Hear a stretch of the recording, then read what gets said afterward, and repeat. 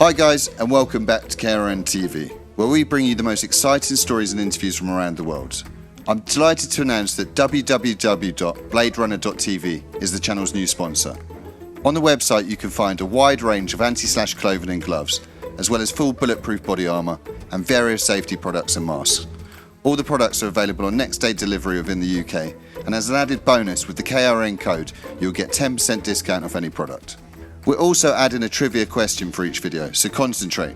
Today's question is, Carlos had a statue built of a famous icon. What was his name? Leave answers in the comment section. Today's story is about Pablo Escobars' former right-hand man, who has been deported from a US prison to Germany. The Colombian-German national revolutionized cocaine smuggling, and his life is even more unbelievable than the most gripping film. You heard me, George. Of course we are brothers. Sex, drugs, and rock and roll. Even Crazy Charlie's last day of freedom was more like a movie. It was 1987. Carlos Lehder was at a meddling cocaine party, snorting cocaine and amusing himself in the company of a prostitute, when one of Pablo Escobar's hitmen had the temerity to knock on the door. Lehder didn't think twice. He shot the man, who also happened to be one of the woman's lovers. Gunshots, screams, and a dead body in the middle of a fiesta with blaring salsa music. The Netflix series Narcos is a harmless joke when compared to reality in Colombia at the time. Lehder apologised to Escobar. The body was disposed of, and of course the party went on. But while Lehder, a Colombian-German national, thought the party would never end, drug lord Escobar had come up with a different conclusion that night. In the end, there's nothing more dangerous than a crazy dealer whose escapades threatened to bring down the entire operation. The day after the party, Escobar sent Lehder to a secret hiding place, promising he'd be safe there. Then he ratted him out to US authorities. Escobar penned an open letter, vehemently denying any involvement in his business partner's arrest. Still, Lehder's stock had fallen dramatically with his boss. What is more surprising is that Escobar didn't simply have him quietly knocked off, as he had with so many others. For most narco-traficantes, or drug traffickers, life generally holds one of two possible fates. Death, like Escobar's, at the hand of US and Colombian special agents during a raid in Medellin in 1993, or prison in the US, like Lehder. At the time of Lehder's 1988 trial, was the biggest court case against a foreign drug smuggler in US history. The court sentenced Lehder to life in prison without parole. For good measure, it added another 134 years for flooding the US streets with cocaine. As serious as the charges against him were, prosecutors often spoke of his skills with admiration, comparing his smuggling system to Henry Ford's automated assembly line. Lehder revolutionized drug smuggling in the late 1970s. He bought a small island in the Bahamas called Norman's Cay, just 340 kilometers off the Florida coast, bribed Bahamian authorities, and began transporting tons of white Colombian snow to the US in small airplanes. The planes flew low, escaping the view of watchful US authorities. The risky and far less profitable method of having drug couriers carry cocaine on or in their bodies on commercial flights became a thing of the past.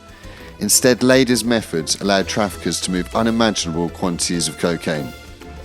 At one point, it is estimated that 4 out of every 5 bags of cocaine that made it into the US were delivered by Lehder's fleet of planes. Crazy Charlie was making billions and living it up.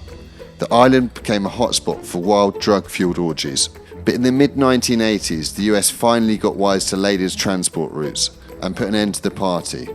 From that moment on, his star began to fade with Escobar. His trial in the US also signalled the start of a new policy direction for Colombia. Lehder was the first drug smuggler the South American country had ever extradited to the US.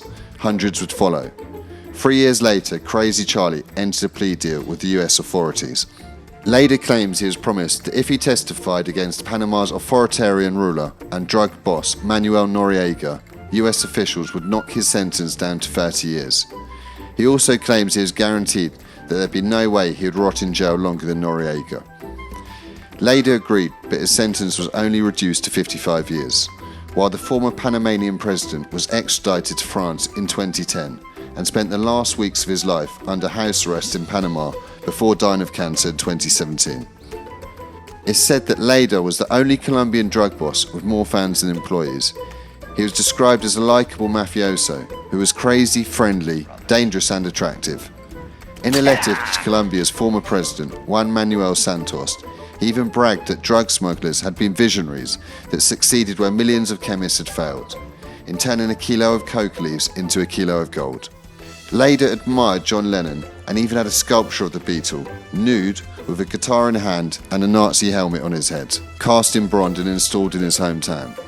He also admired Adolf Hitler and constantly rallied against Jews, just like his father Wilhelm, an engineer who emigrated to Colombia before the start of the Second World War. He also loved Coca-Cola, calling it the only good thing about imperialism. He constantly smoked marijuana, the people's drugs, while describing the cocaine he sold as a way to tear the money out of rich people's pockets and to destroy the US dissident society. And he never failed to point out that terrorism is the atom bomb of the poor. Now at 70, Lehder is in Germany, but the days of sex, drugs and rock and roll are definitely over for Crazy Charlie. The wild, impulsive and unpredictable Lehder is said to be critically ill. Lehder's daughter stated that he had been diagnosed with cancer and would be taken care of by charities, as he had no relatives in the country. I hope you guys enjoyed the video, and if you'd like to know more about Carlos Lehder or anyone else in particular, please let us know in the comments section. Also a reminder of today's question: what was the statue of that Carlos had built? And like always, please like, share and subscribe, and stay tuned for lots more exciting content coming soon from KRN TV.